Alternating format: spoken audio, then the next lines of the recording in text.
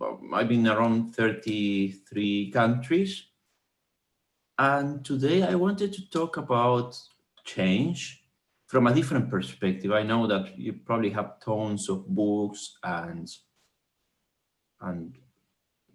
videos you watch and you read, plenty of things on the internet. And I'm trying to show you a couple of different techniques I came up. I will be talking about what happened during change. And let's say that changing is difficult, especially when you have to apply the change to yourself. Many of the techniques that we generally use, we generally recommend to other people, but it's a good time always to start using those techniques to see how it feels to be challenged. And working in many companies, and this is just my opinion, what I generally see is that we need different techniques and we need to know what's happening during change. So today I will be talking to you, I will be sharing with you new frameworks I developed in the last years. And this is my book, Lidere a Mudança Exponencial. It's available in English, Portuguese, Spanish, an audiobook, and has been the #1 book for some time.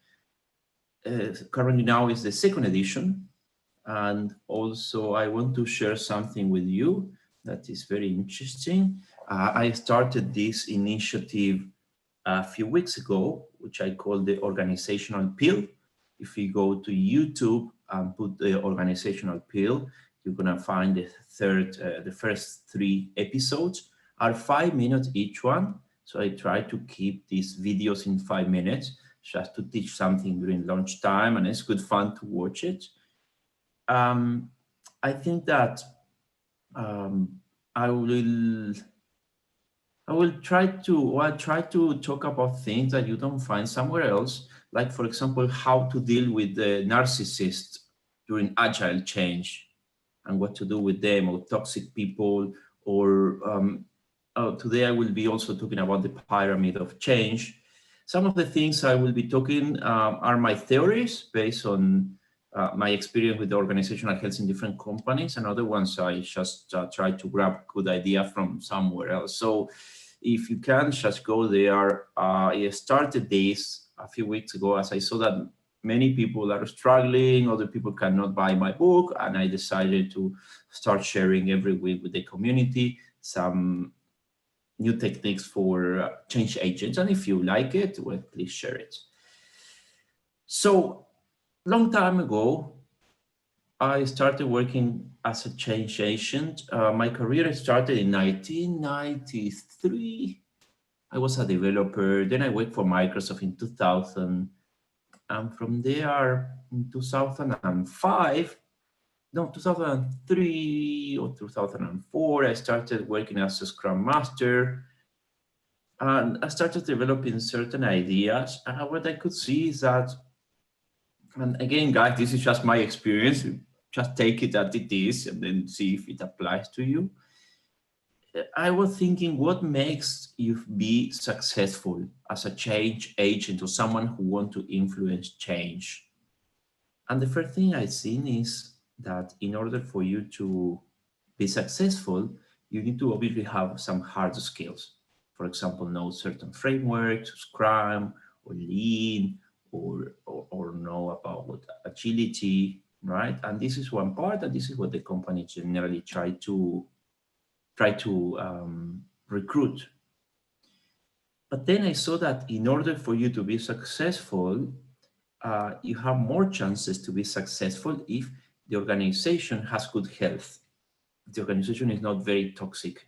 The more toxic the organization is, the harder it's going to be for you to succeed, to be a great coach. So maybe you have all the hard skills, you are great with SAFe, with Scrum, with the Agile mindset, but you go to a very toxic organization and you're not going to be successful. Or maybe you have less skills and you go to a very nice organization with high organizational health, and then you are successful.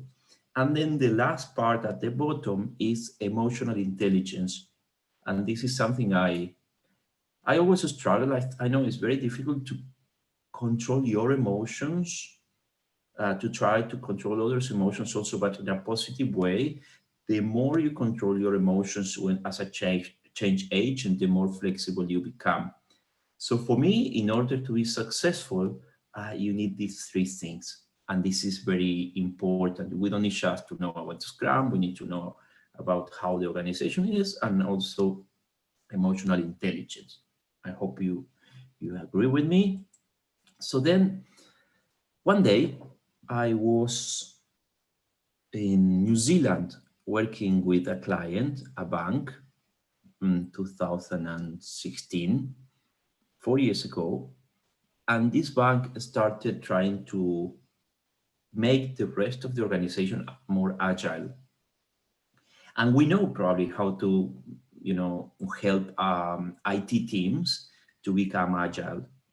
But the problem is when these ideas of being more agile, we wanted to expand it to the rest of the organization. Imagine the financial area or any other area of the organization. The problem is how to do that, how we expand those ideas.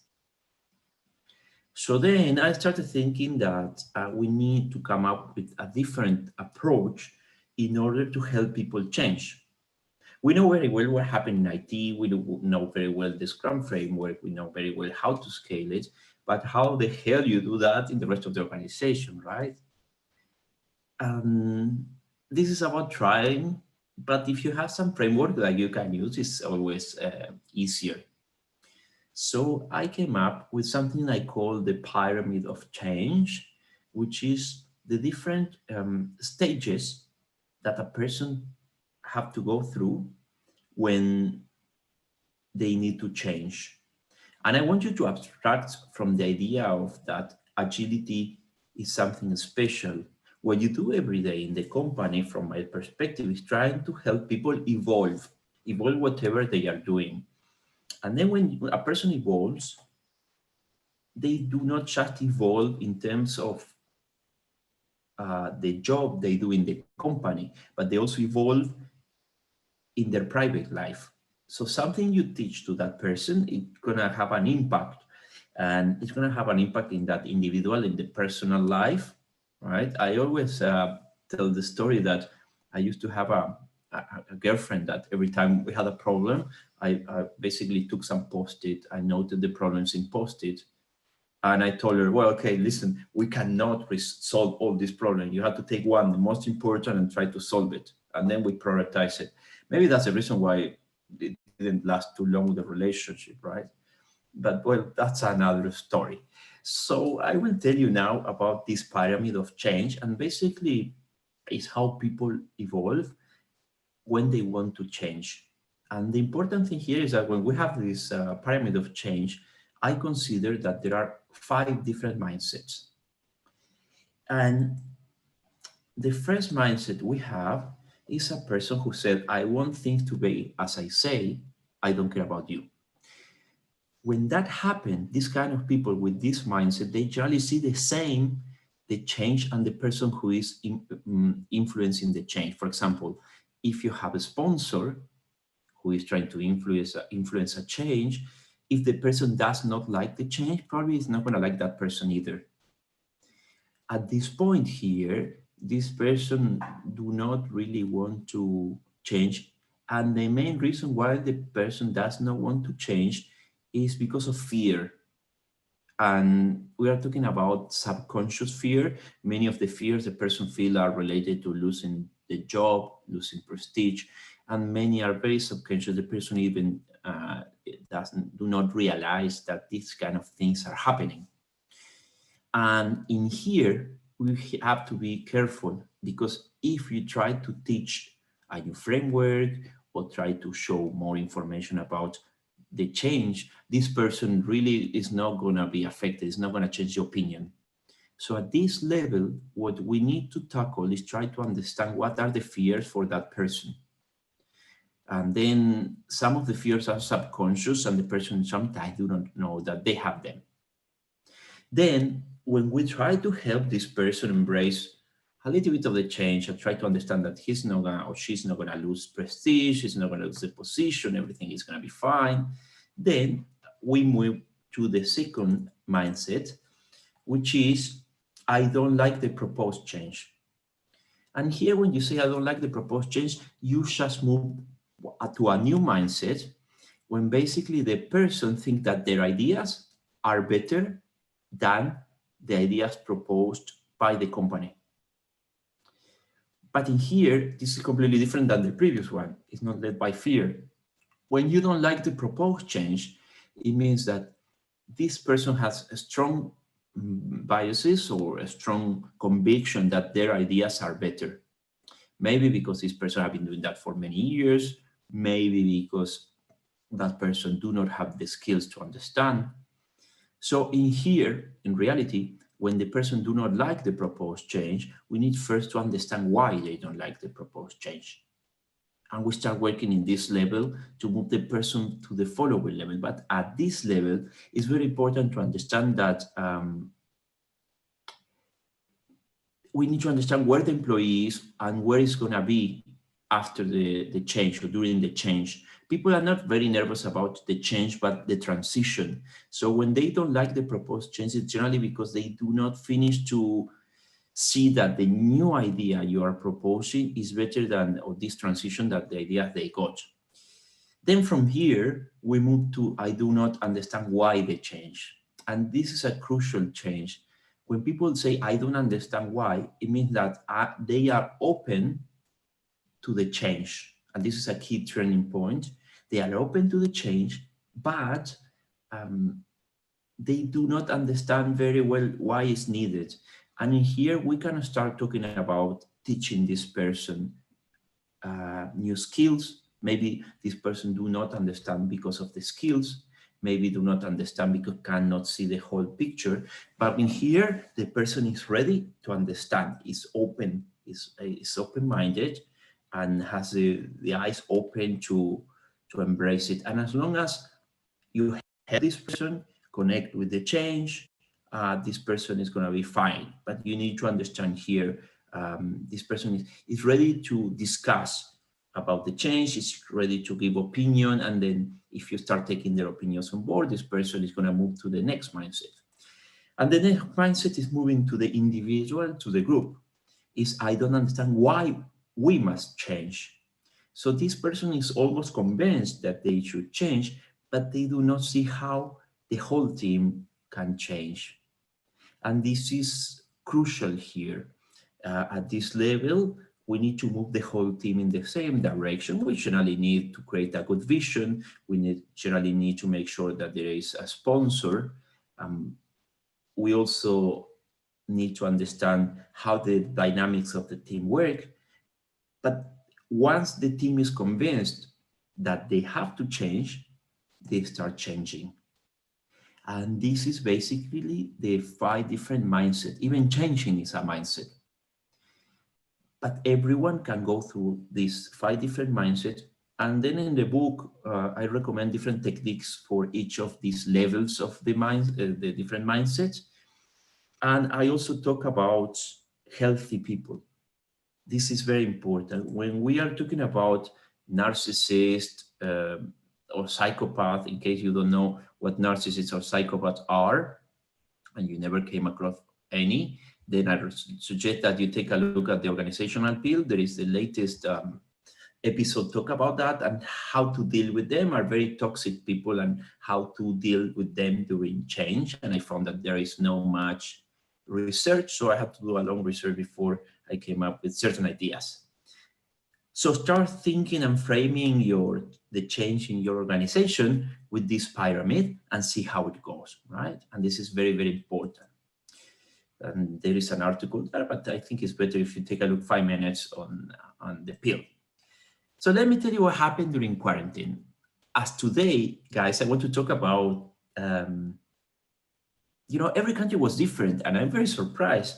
For example, in Thailand, I was mentioning today that we didn't have quarantine.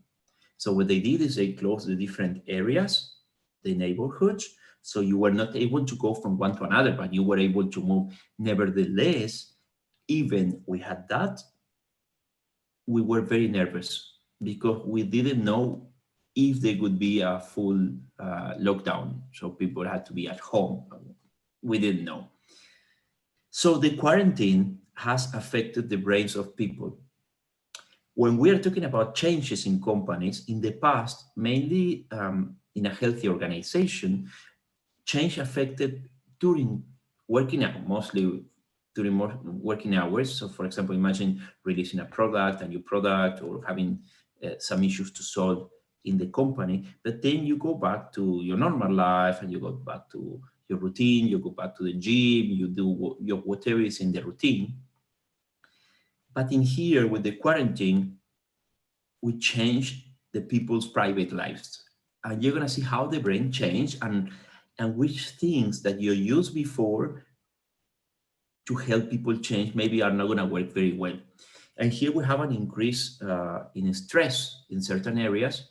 And also we have impact on mental health. Everyone knows that it's not very healthy to be at home. And also human beings, we are not prepared to be at home. We are social beings. We talk to everyone. We like going out. And something also happened here, which is what we call ataraxia. Instead of going to work, you have to work from home. When you work from home, the stress is different. When you go to the office, maybe you have to take the car and drive, and there is traffic, and you get stressed. And in here, when you are at home, the stress is different. Ataraxia is a state of mental tranquility. So maybe the levels of stress are different at home. And then what happens is when you come back to the office, or going to come back to the office at some point, you have to make sure that you consider that these people have been at home for a long time. So you cannot tell people to go back to the office if they were at home for months, from one day to another. Maybe you should do it slowly, right? Because the levels of stress and the types of stress are different. Then we have possible changes in the workplace that can affect the person, the fear of unknown. So we have conscious and unconscious mental thought: what's going to happen with me? What's going to happen with the company, etc. And then we have other aspects. So emotional changes. Today they told me that number of cases went down, and tomorrow they tell me that are up, and then my emotions like go up and down, up and down. And then you have family trouble. Maybe you have to be sitting with your wife or husband or girlfriend or your dog 24/7, or your cat, yeah. And that's basically affect your private life and your physical state. So all these things have a very important impact. So the problem is when people come back to the office, people are not the same, and I will tell you why. And this is key to understand. So let me show you first how the brain works. I'm going to do it very quickly, and then very, very quickly, just to try to understand. And this is one of the things I've seen that no book usually talk about that in a simple way, and that's why I wanted to talk. Imagine that I wanted to know how to cycle. I never cycled.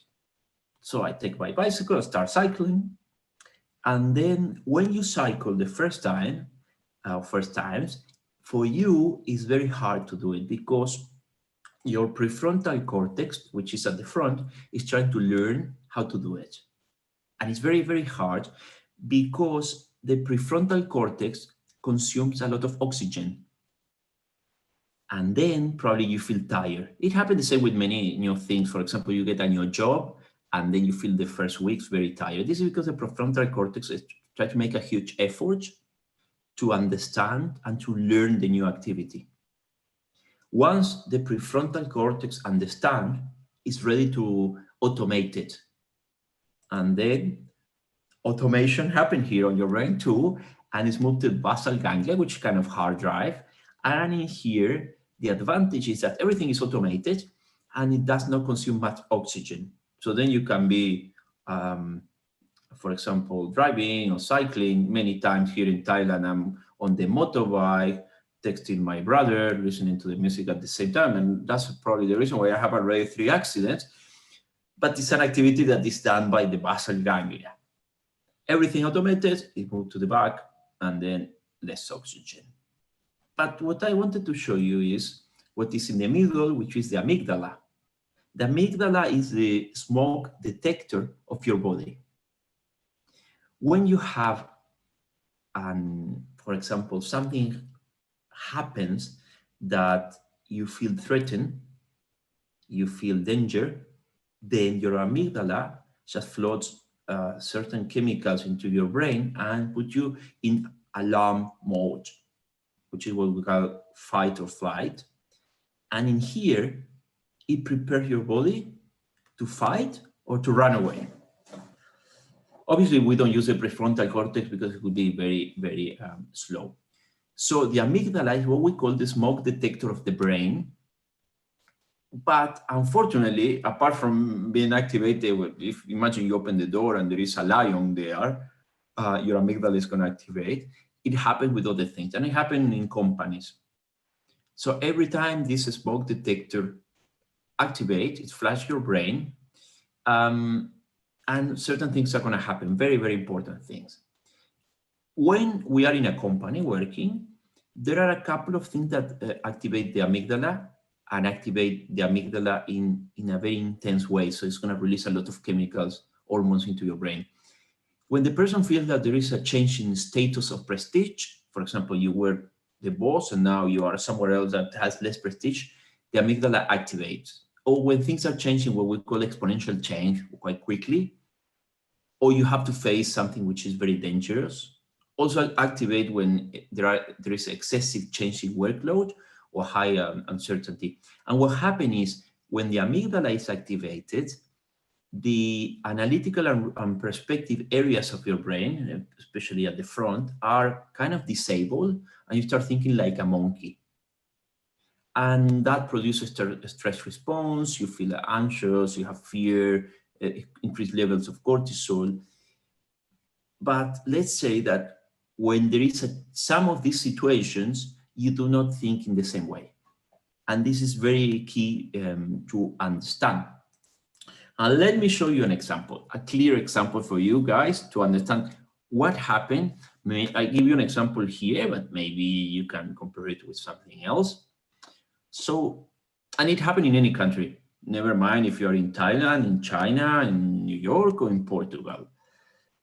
Imagine you have this guy, Fivo, has a 5 in the t-shirt, and then Fivo comes, they are colleagues, Anna is his boss, and Fivo comes and says, Anna, I have a great idea I want to share with you. So this guy came after quarantine, came to the office. This guy, Fivo, had nothing to do, read book, check on the internet, and came up with a brilliant idea. So Anna said, wow, that is fantastic. This guy always had very good ideas. So I would say yes. And suddenly, Fivo said, well, what if we flatten out the hierarchies of the organization to be more agile? So let me tell you what happened in her brain and why this lady is desperate. When you mention something with change prestige, or the person feels consciously or subconsciously that it's changing prestige, we basically know, and that was a research done by Antonio Gil in Nael in 2016, that 110 milliseconds, the amygdala kidnaps the thinking brain. And then, as this change obviously do not support status or job security, and then it's gonna start influencing the Anna's brain, and it's gonna start telling Anna, listen, maybe you're gonna lose your job. Maybe this is not good for you. Maybe if you have kids, your kids, you're not gonna be able to pay the school. And then start influencing that and start adding a lot of new negative thoughts into the brain. What happens is thinking brain activates at 220 milliseconds. And in here, Anna is not aware that her original thoughts have been influenced.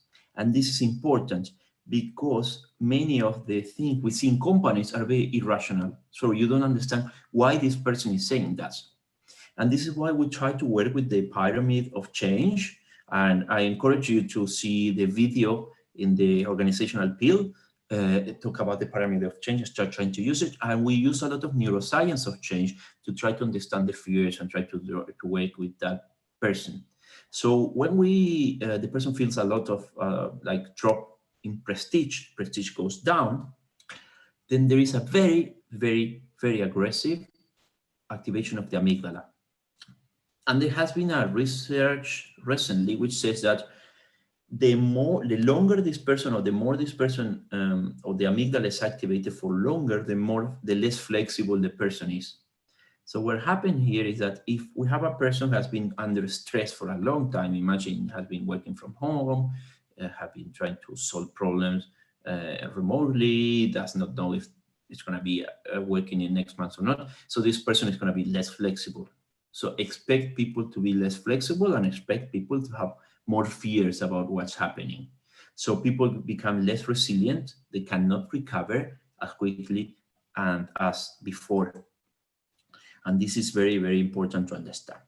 So said that, I was thinking how to help the community to try to create a framework. Most of the people I see are teams.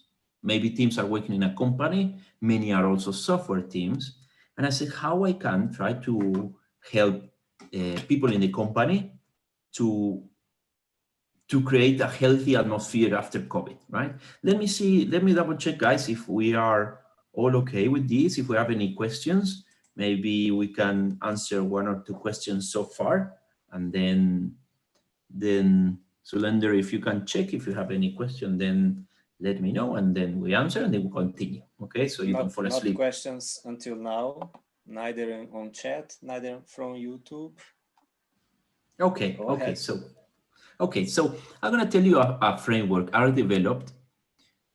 For this one was specifically for product owners in order to help them build after COVID. And it also has been in my book for a long time, even before COVID, try to create a healthy team. Even situation could change at any time, considering that people can be stressed and then they can have higher activation of the amygdala, they can have fears. So if you come from any adverse situation and you have to coach a team or help a team, I strongly recommend first working with Scrum Masters and then also working with product owners to make sure this team is healthy. Let me take a look at what a product owner needs to know, and then I tell you how to use this framework. So the first thing we have in an organization that is producing features is that certain features the organization produces are to increase revenue. Okay, so we basically try to make more money, right? Increase the revenue, we try to make more money for existing customers. Then you have features of things you do in the company that is to protect revenue. You have certain clients and then you try to protect them, right? And protect your current revenue. The money you are making, you try to protect it, that it doesn't go down, right? That you don't lose that money. The other kind of features you can do is to avoid cost. So for example, next month you have to do something, otherwise you're going to get a fine or something is going to happen, and then you do something to avoid those costs. So you make some improvements or you make some automation to try to avoid costs that are coming. And finally, the fourth thing that can happen is to reduce costs, right? You have certain money and you want to reduce this cost, and then you do something. In traditional organizations, many times I see they fire people. In Agile, if you're going to fire someone or a team, you need to make sure before that we are not going to destroy knowledge, because that team can have knowledge, and then if you fire that team, it could be very expensive for you to build that knowledge again. Now, let me show you first what's my definition. This is from my book for business agility. And this is very important because it's the capacity for the organization or company to adapt to new market conditions in order to create a competitive advantage. But the key here is, which basically allows the company to be very flexible, is the second part, the part in green, without negatively impacting on its organizational health. So which means here is that every time you do something, you need to make sure that the organizational health is high. You don't destroy it. For example, if you make people work long hours in any of these quadrants, then it's against organizational health, and we know it's not going to be sustainable.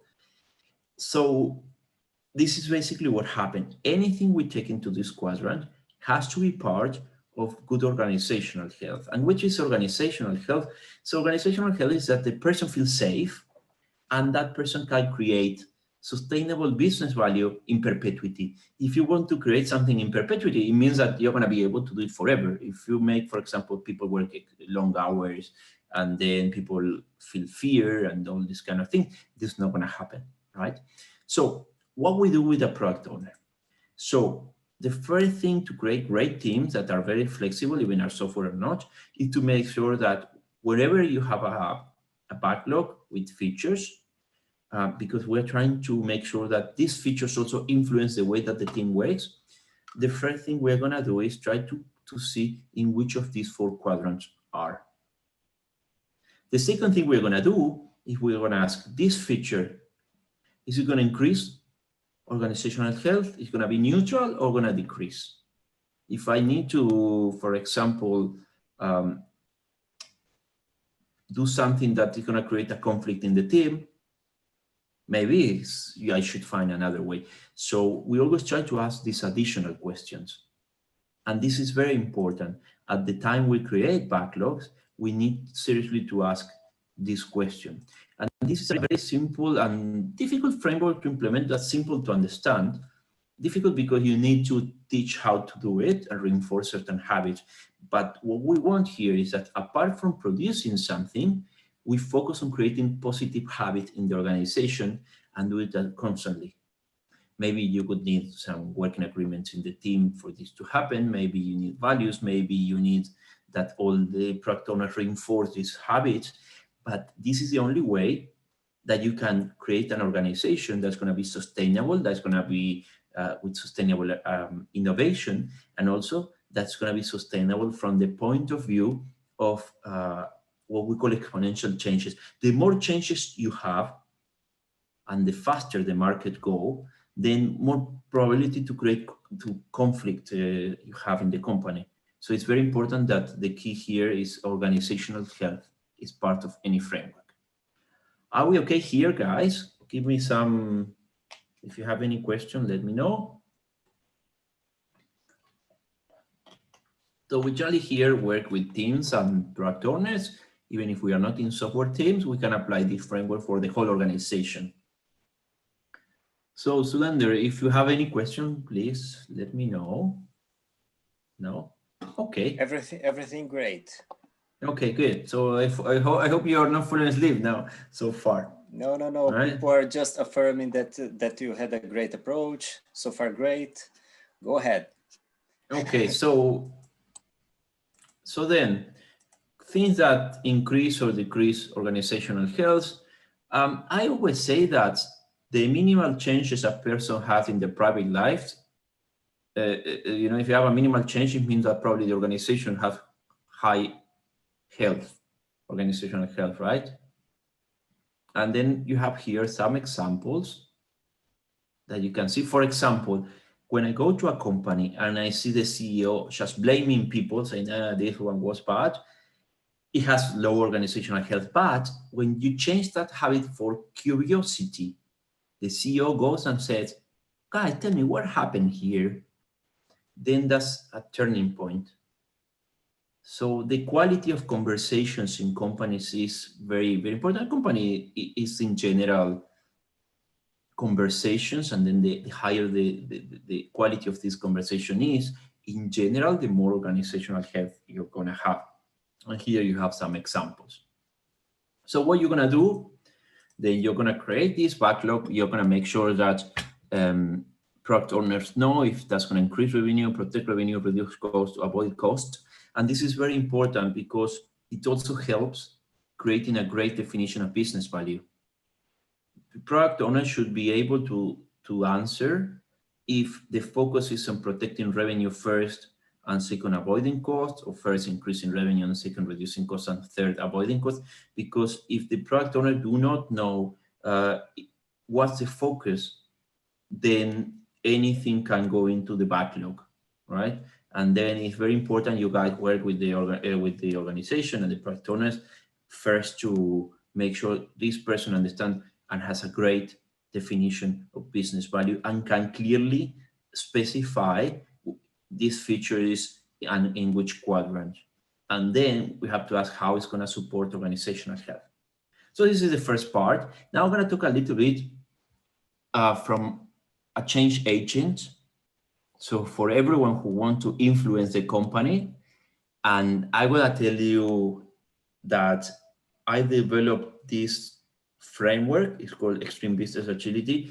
I was in New Zealand, I was working for a bank, and they came and told me, Eric, now we want to expand agility to the rest of the organization. It was a bank. And I had to come up with an idea. The problem with agility is that mainly agility can be used outside IT, but you have to adapt so many things and you have to consider other things. So I came up with a completely different approach to create something that I call powerful plans, change plans, right? And then this is also in the book. So today I will show you what you have to consider for creating a plan where you want to expand agility to the rest of the organization. And I always say that when you learn something like this, I try to learn from everywhere, right? Most of the things, I was talking to a colleague the other day, and I told her, I'm going to tell you a secret. Most of the frameworks I developed or the things I learned from a relationship, right? from someone I was just hanging out and spending time.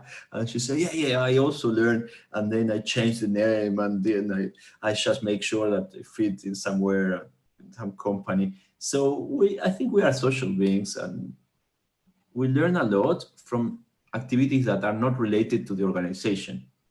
And then we go to the organization and we apply it, and many times it works. So I came with this idea of what is extreme business agility, and I wanted to see and check with you that it makes sense, and I hope it helps you from tomorrow to start understanding why people cannot adapt to change and what to do. So from my perspective, we have 5 types of agility. The first type of agility is what I call mental agility. If a company has people where those people are not mentally agile, then you're gonna barely be able to succeed. When I say mentally agile, it means that the people in the organization are able to see problems from different perspectives.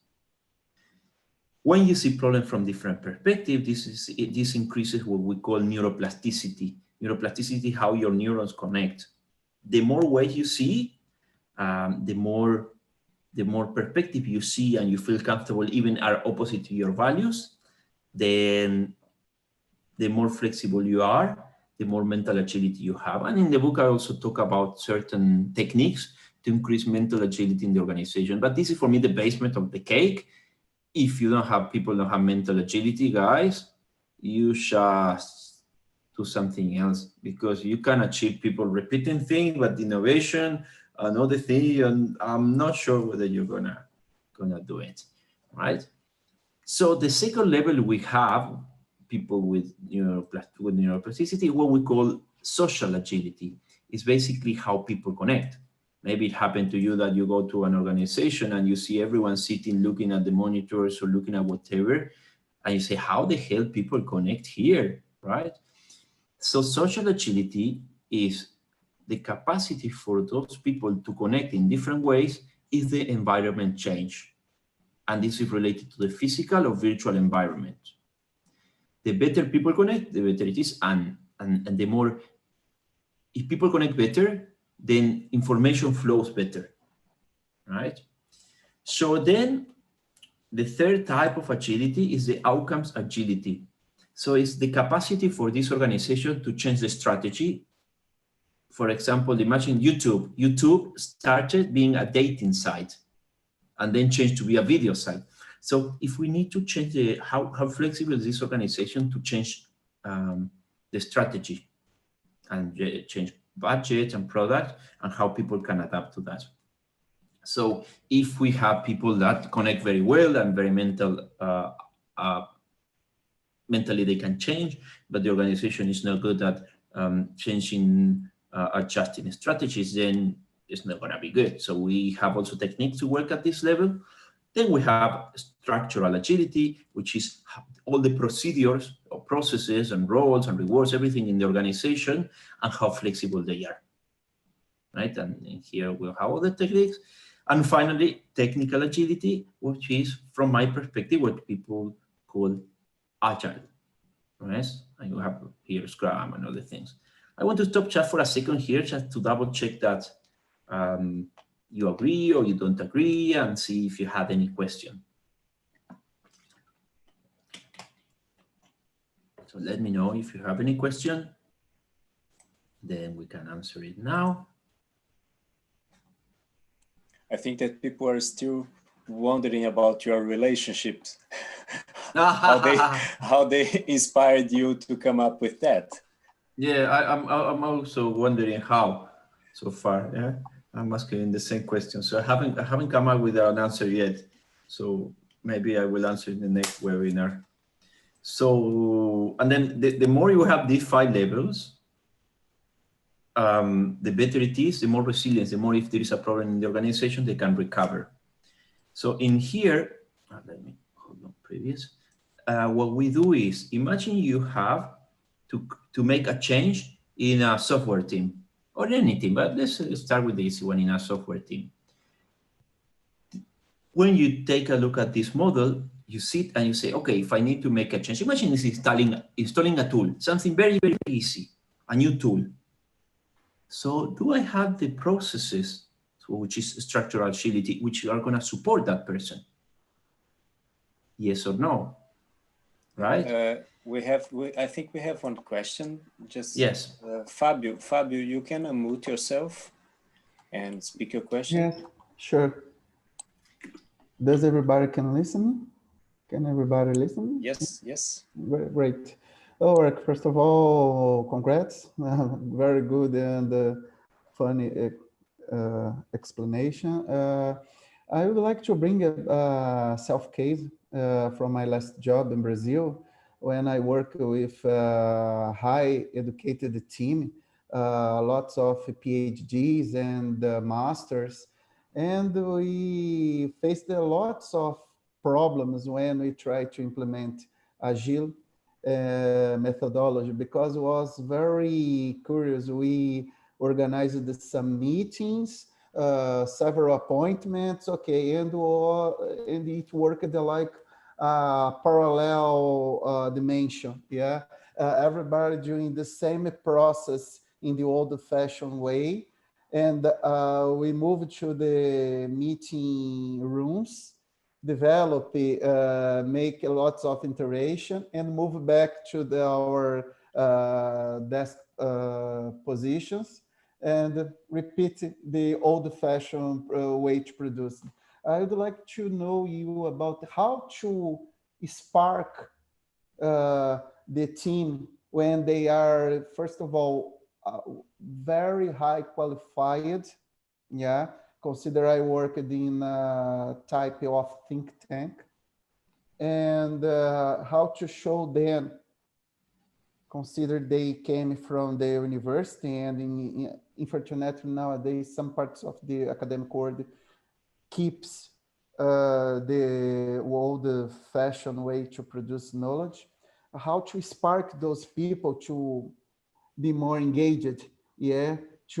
I think besides they are very intelligent, they are still in the basic level, the mental agility. So I don't know, I'd like to listen about you, because probably on your professional life, you have to face or deal with some teams like this example. Well, Thank I you. think Thank you, people Fabio. tend, thank you. I think people tend to make a mistake between being clever and being flexible. And in fact, we started measuring now how flexible you are. So to change. And there are 2 things missing with when people say I'm very clever or someone is very clever. Sometimes they do not include emotional intelligence, how good they are at, trying to control or move the feelings in a way that is positive for everyone. And second, trying to reframe the problem from different perspectives. In certain places, you are not going to be able to succeed unless you use certain techniques to increase mental agility. In other things, also, as I said, you need to change the processes for people not to be able to do something again. For example, imagine that I'm trying to lose weight and I live in a building, and then I open the door and I have a Coca-Cola fridge. Right? I don't like Coca-Cola, but I like chocolate, a chocolate fridge. And then I could probably open my door, go outside, and then get a chocolate from the machine. But what if the machine is on the 10th floor and there is no lift? So what we try to do in those cases is we try to also make sure that we make it difficult for people to do the old habits and easy for people to do the new habits. Right? And this is kind of good beginning. And this is why, for example, if you take structural agility, you make sure that these processes make it very difficult for the person to do what it was done before. And then social agility, people connect, and mental agility, we try to work with them, but make it difficult for people to do this habit. And remember, being able to, or having a lot of information and being able to process information doesn't mean you are able to see information from different perspectives. Okay. I think, and this is a key thing when you take a look at this cake. You start understanding that you can be very good at, structuring things, but then very bad at trying to see problem from different sides and trying to have different values, same value from a different, also that the value from another person, for example, right? And also you can use a technique I took in the book called micro habits, which you try to introduce very tiny changes, but with a big impact. Okay. Okay. Thank you so much. Okay, and then what we do is any change you see, for example, we want to change the tool, we check all these layers. We make sure that, for example, as I said, these people have the right procedures, the right processes. Social agility is not going to work if, the product owner maybe is 5 floors up and the team is 5 floors down. So what do we need to do for these people to connect? And then people have to be able to see things from different perspectives, otherwise it can increase also the problems in the team.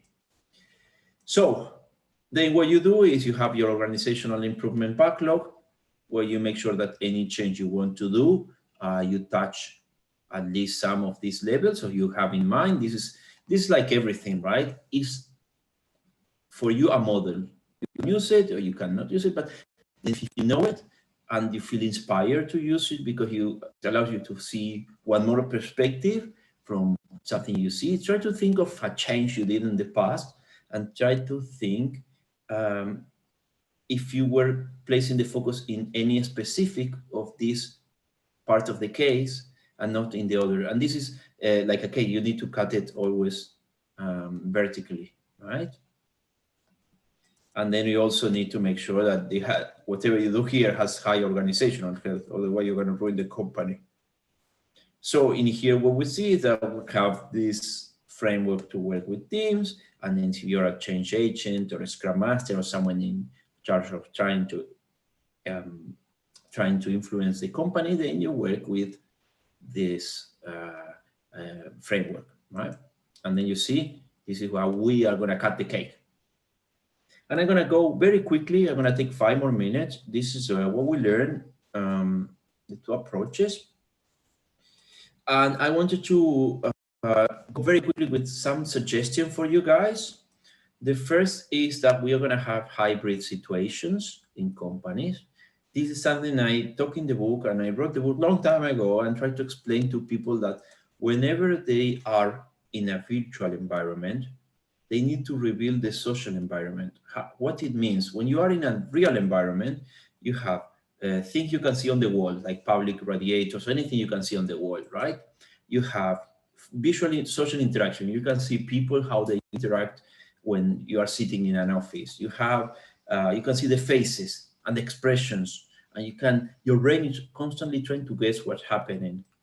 And you can see action. For example, someone from your team is meeting someone from another company, and then you need to find out about another company. Probably you're going to talk to this person in the team because you saw that person from the team meeting that other person from another company. So your brain is constantly trying to make a lot of calculations and trying to guess. One thing we have seen, and they publish a research, is that when you do meetings like this, the one we are doing now, but in the company, your brain is trying to guess how the office is, how people are interacting, and the brain do not have this information because you are just seeing a face of the other person. What's going to happen is spend a lot of energy. So being remote, if you just see the person of the other peer, your brain tries to guess what's happening everywhere and spend a lot of energy. That's why when you have a meeting, maybe webcam, you feel more tired. It's because your brain is trying to reconstruct the environment. And then this is one of the tools I recommend, which is called Sococo, which basically maps all the offices. People have an avatar and they can move from one office to another. And the key, when they move to an office, if you install cameras in that office, then they are going to be able to see that office, and you're going to be able to see the face of that person in the monitors in that office. And then you can click and see the panels and see everything in that office. So you try to recreate the social environment, and you can also see how people are moving. For example, if everyone is in a meeting in a room, you can open this and see that everyone is in the room, and you can know that something is happening there. So we need to reveal the environment. As I did that in 2016 in a company in Chile, and people didn't know if they were local in this tool. And then obviously, when you have the value stream, how to produce value in the organization. If everyone is remote, you're going to produce less value. So that's why we need to reveal this social environment, right? And then make sure that there are communities of practice and people can connect very well, and try to make sure that when you are remote, or most people are remote, you have these communities of practice where people teach something. We need people to connect. We need people to information to flow. And also daily skill balances. If we try to, when people are remote, we need to ask many times if they have the skills, because, you know, when you are in the office, if it's easier to detect if someone is needing a new skill, but when you are remote, people sometimes are afraid of asking and they do not understand very well what's happening. Second thing, I recommend establishing a rapid response room, which is basically a room, which could be virtual or both. And the idea is to accelerate information flow. And this is an empty room. I recommend generally removing chairs and tables. And anyone can go inside this room. It's very flat structure. It's not just manager can go. And then on the walls, you have all monitors with information about what's happening. And then if something changes in the market and you go to this room and you detect that, then you call, for example, imagine a product change, right? Or need to change. You call the team developing that product, you bring this team into that room, they make decisions and they come back. And maybe that's going to affect their estimate. Maybe that's going to affect the product, how they are doing. But at the time of going into that room, if there is any change, then what you're going to do is you're going to make sure that you call all the people involved to that room, you make decision, you update whatever you have to update, you come back and change direction. So this is the idea of the rapid response room. So everyone can go there, can be new hypotheses, can be different roles, not just IT, and then they go into the room, make decisions and come back, and everything can change at any time. And then they can decide that they're going to try in another market or they're going to change a product, but everyone affected should be called into the room, and everyone can go inside or outside this room at any time, and it's fine. And finally, I want you to be creative. So when I was working in New Zealand, also one client called me, and this client wanted to fire 3% of the plantif, the people in the company. And I said, okay, why you want to do that? Because I want to make sure that I have more money for the SAP, the SAP department. Okay, give me some time. So what I did is I detected which one was the department where they were spending more money. and I could see how much multitasking between non-related tasks people were doing. So imagine they were doing something, someone interrupted them with something different, and they have to come back to the previous task, not totally not related. And we have a lot of research which allowed us to calculate how much you are losing because of jumping between non-related tasks. So we deducted that approximately every person was jumping at least 4 times a day, on average 4 to 5, between non-related tasks. And making some calculations, some research, you can find also my blog how I did that. I calculated that for each dollar this person was paying to those teams, 0.56 were lost as a result of high multitasking. And the surprise for me was that obviously this was not just in the SAP, the SAP department, but expanded to all the departments in the organization. So just by reducing multitasking, helping people to have a backlog, helping people to have only one priority, it helped reduce the this lost in money, right? So try to be very creative, try different ideas, even if it works crazy, right? And this is what I have to tell you today, guys. I'm open now if you have any question and we can discuss it. Don't forget to watch the organizational pill and share it, and also have my book in Portuguese, which is Lidera a Mudança Exponencial. It's in Portuguese and in Amazon. So let's go and see if we have any questions, and then we can answer them, and then we finish. Thank you, Eric. Now, people, if you have questions, you can please unmute yourselves and go ahead. I would just ask today, do not let Pedro make all the questions. I know he likes doing it, but if you please take this charge out of his back, he would like it a lot too. Just to warm up a little bit, Eric, I would like to ask, every time I see a model like this, like the cake, for example, it reminds me of the Herzberg, the pyramid of the hierarchy of priorities that people face. And in the article, he mentions that there was not a straight line separating one layer from another or one stage from another. Actually, in the article, he doesn't even use the pyramid, the image. But I would like to ask you if you see, or if you saw separate lines when you created the model, or how did you kind of created these separations? So I will answer in a different way. I think the important thing we know, so we are what we know. So we are what we know, and if we don't know something, we are not. So for example, if we can see a problem from different perspectives, it means that we have different glasses. The idea of the models is that they provide different glasses, and then if it's sunny, you're going to use these glasses. If you have myopia, you use these others, and then you change your glasses. The idea is not that you are always use the same glasses, but you are able to choose. You have a table with different glasses. You are aware that those glasses exist, and then you are able to choose the right one for a particular situation. And this is how I see the thing.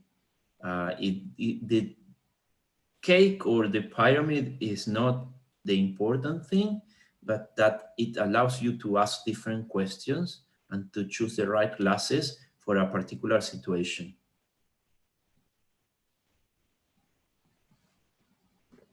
And this is how I see change. The more we can see things from a different perspective that we never expected to see that in that way, then the more tools, the more mental agility we're going to have, and the more ideas we're going to come up to with. Great, thank you. And just another point, into the last point that you explained, you talked about being creative. Don't you think it was needed much more bravery than creativity to kind of not accepting the order that of that person of I would like to fire 3% of the people? Don't you think it was more bravery from you or courage than creativity, not accepting this statement? I think that people sometimes need permission to do things. As a change agent, we have to start allowing us borrowing that permission, and just making sure we take the right people on board. Sometimes it's, as you say, it's bravery, because one of the characteristics of someone who wants to influence change is to break something. And then if you don't break anything, everything is going to work in the same direction. So the key is about finding what to break, when to break, and how to break it. And you never break it if possible. People who created it or who use it should be the people breaking it. You just suggested how to break it.